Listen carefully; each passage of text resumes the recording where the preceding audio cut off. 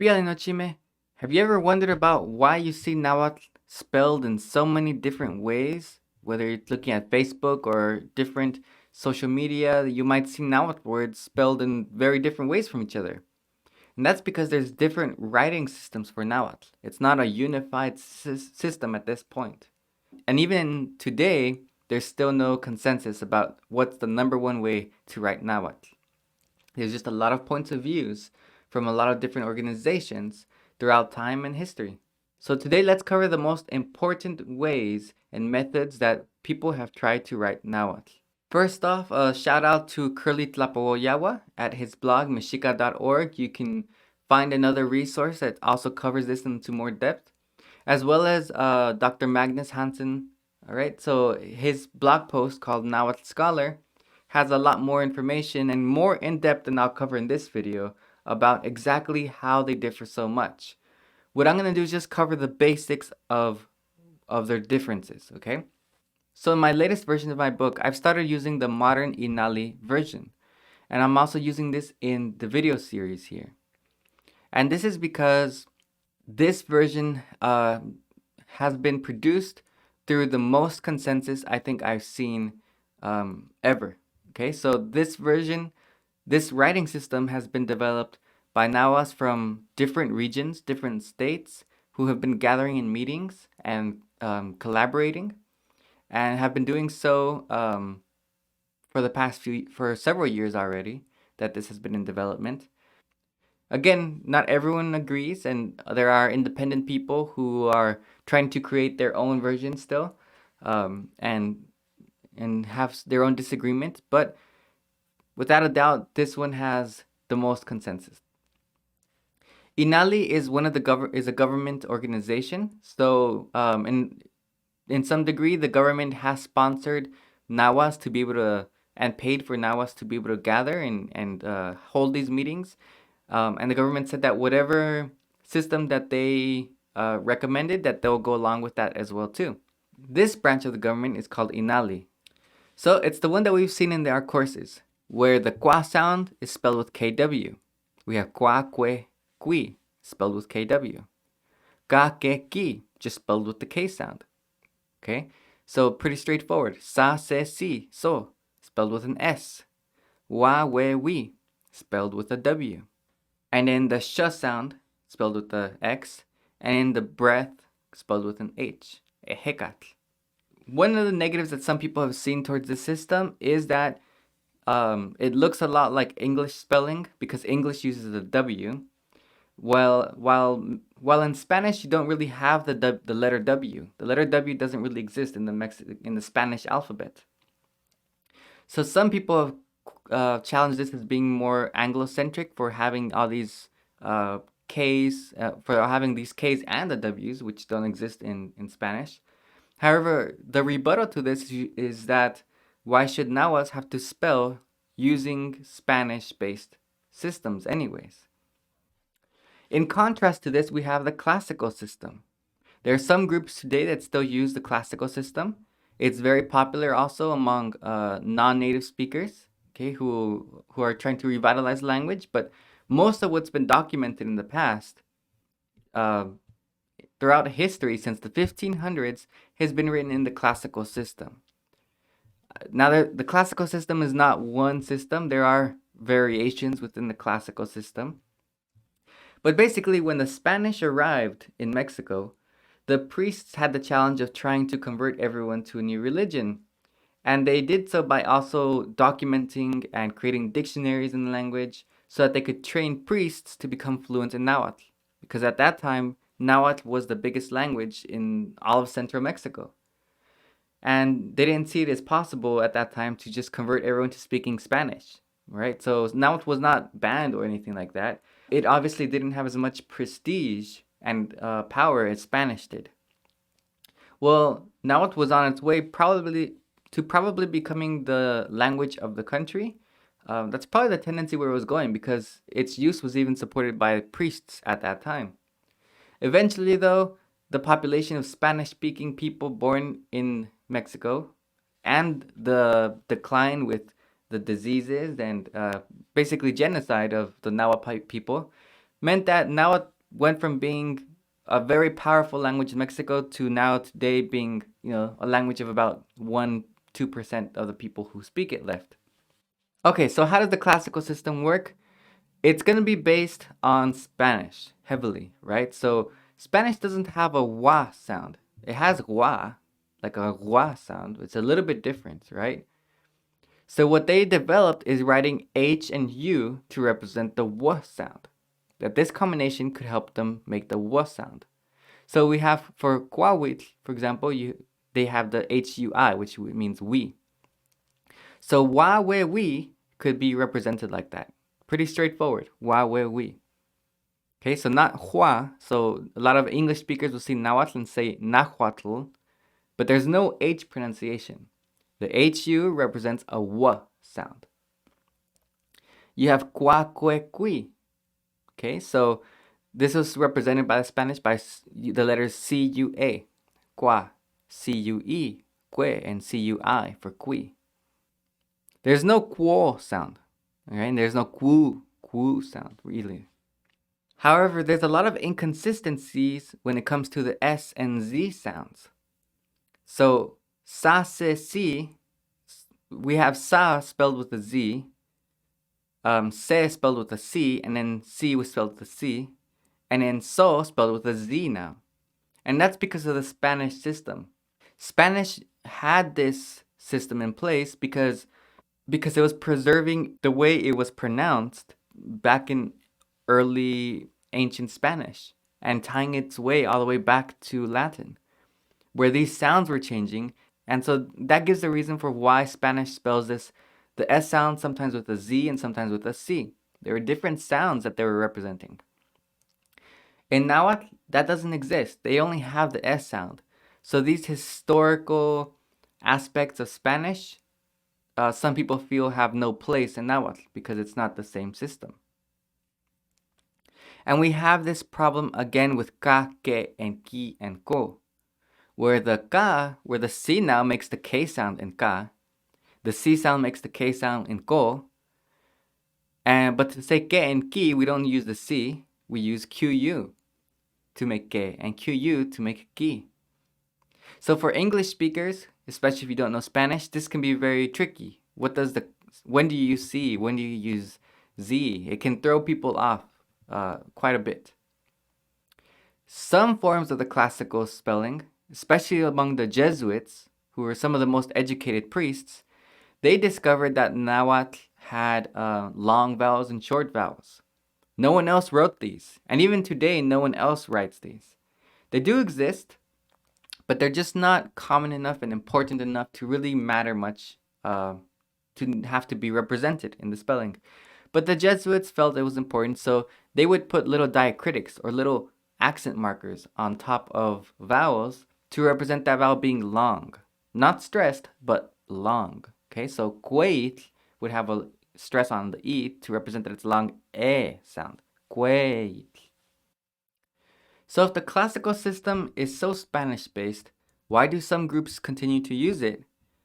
This is not necessarily because people are Christian or trying to preserve the power of the ancient priests, but rather because the majority of what has been written in Nahuatl is probably written down in the classic period. Remember I mentioned that Nahuatl was a bigger language back then.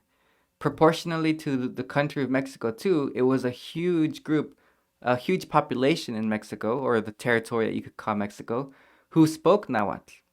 And so there's just thousands and thousands of documents, books, dictionaries, pamphlets, everything, history that has been written using the classical system. And if modern varieties stuck to a classical based system, that would unify varieties today because they'd be following one system. They'd also be following something that's a little bit older, so they could represent maybe sounds as they were pronounced a long time ago. Okay? That would help unify some varieties and have continuity with the history of the Nahuatl language. So instead of forgetting the history of people's ancestors for the past 500 years, they could respect that and continue that tradition. Of course, one counterargument to unifying all the varieties with a classical-based system is that some people feel that that you're kind of putting down the individual towns, the autonomy of small varieties, that you're not respecting their differences by writing their differences. So it's a question of unification versus respecting everyone's own autonomy and respecting everyone's own individual differences. Before INALI created its modern spelling system relatively recently, another government branch called the SEP, which is in charge of education of children, was one of the first ones to modify the spelling in the modern times.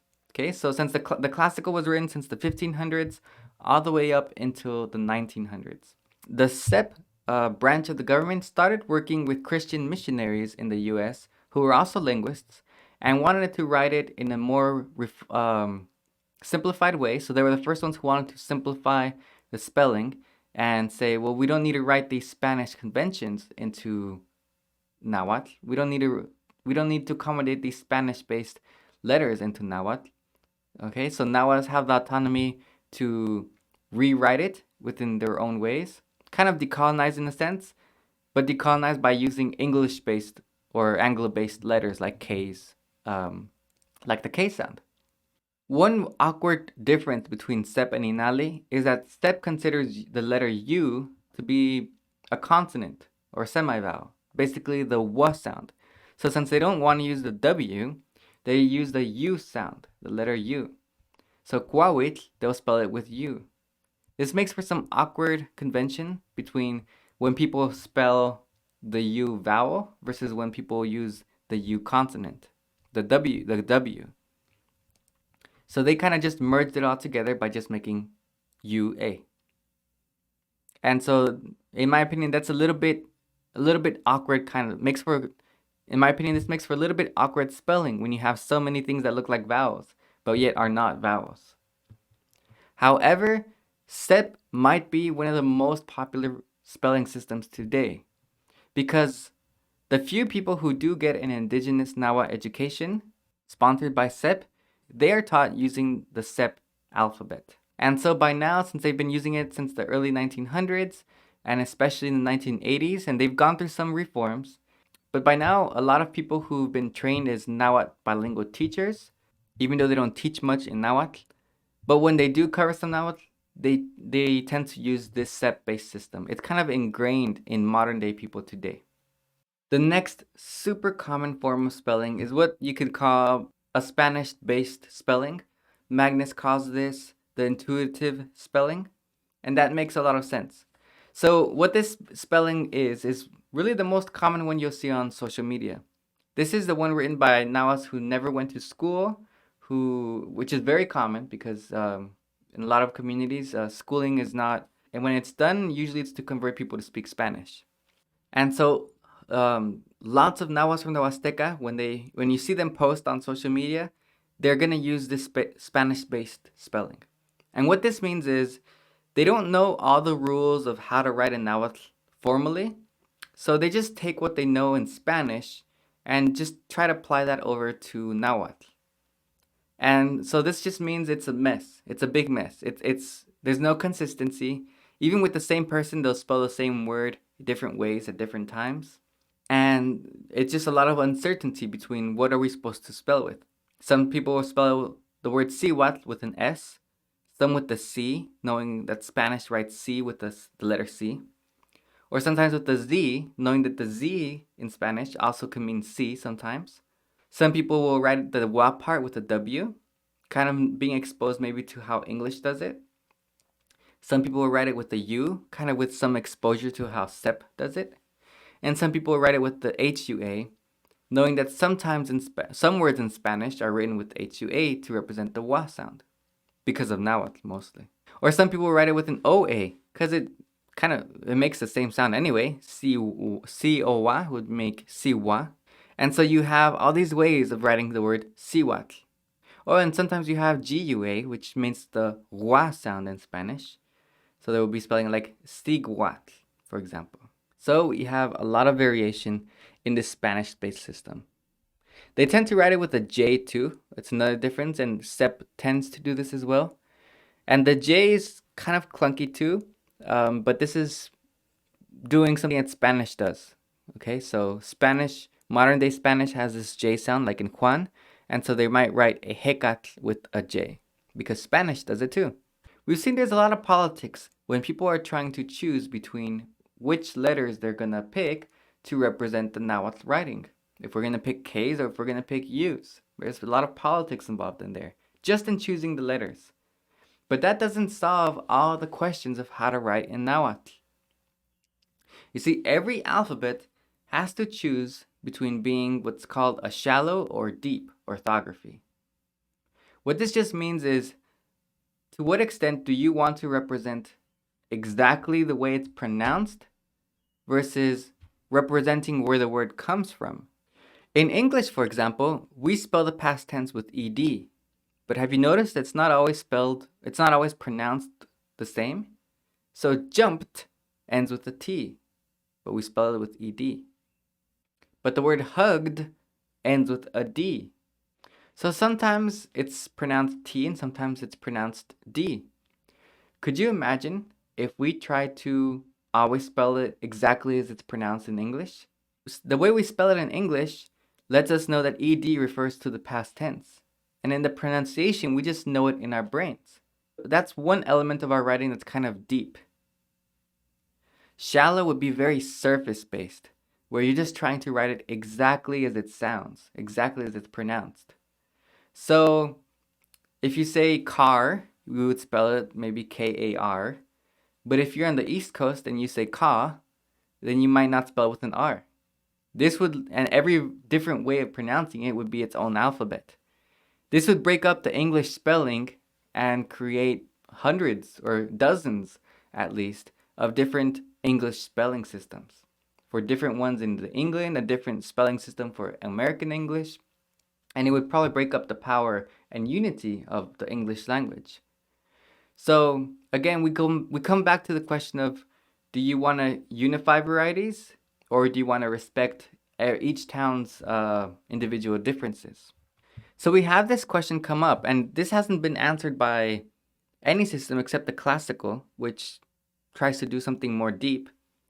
And some people from the INALI system, which also want to do a deep orthography. So we have some words here. For example, if I say kitehki, that's how it's pronounced. It means he cut it. He cut it. Some people will write it like this on the left. Kitehki. The I's dropped, and then we have a K next to a K. And when there's a K next to a K, it sounds like an H. But the word is still teki. So why can't we just keep it at representing the word teki? And all you have to do is remember that K next to a K makes an H sound. So you know how to pronounce it. You know it's kitehki. But you're going to spell it in a way that you're going to preserve the original meaning of the word. Or how about potehi? Some people would say potehi when that means it stunk. Potehi. Really, that's the word potewa in the past tense. Potewaki becomes poteuki, which becomes potehki. Potehki. Some varieties will say poteuki or opoteu. So they'll still pronounce a W. The Huasteca, though, tends to pronounce an H. So if they spell it with an H or a J, you, the reader, will have no idea what that word means.